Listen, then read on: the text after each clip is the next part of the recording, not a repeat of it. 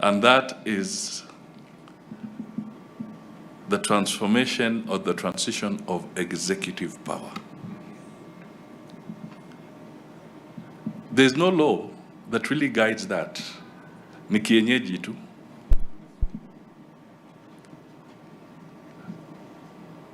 It is important because there are fundamental questions. When should a minister step out of office?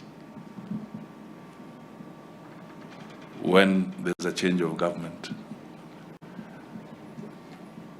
Does he do any handing over formally?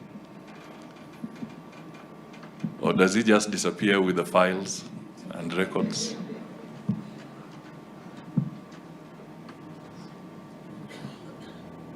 What about the PSs, the principal secretaries? There's a very serious gap there, and a lot of things happen. And you will recollect that in the transition that we went through, the president of Kenya had been sworn in on September 13th, after the judicial process.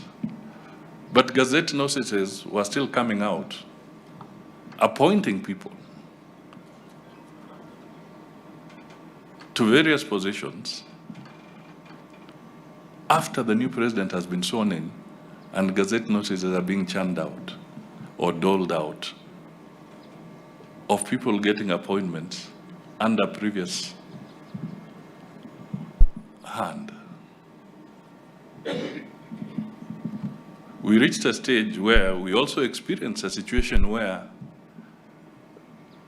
I'm a layman, but I'm made to believe that if the chairman of the Electoral Commission has gazetted who is the winner, or has actually signed off so that for gazettement the results of who has won an election, it should be gazetted.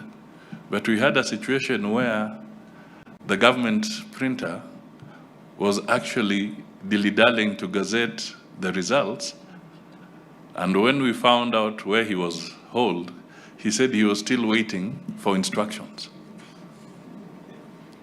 From who? Now, I'm bringing this out just to say that we still have some challenges, and with the legal minds here, let us continue to make Kenya better. Let us continue to elevate and escalate our own rules and regulations so that we can become indeed that country, that beacon that we would all want to be proud of now and for the future, for the young man Otieno there and his colleagues, wherever they are. So it is now my privilege to be part of the launch of the social transformation through access to justice, Blueprint 2023 to 2033,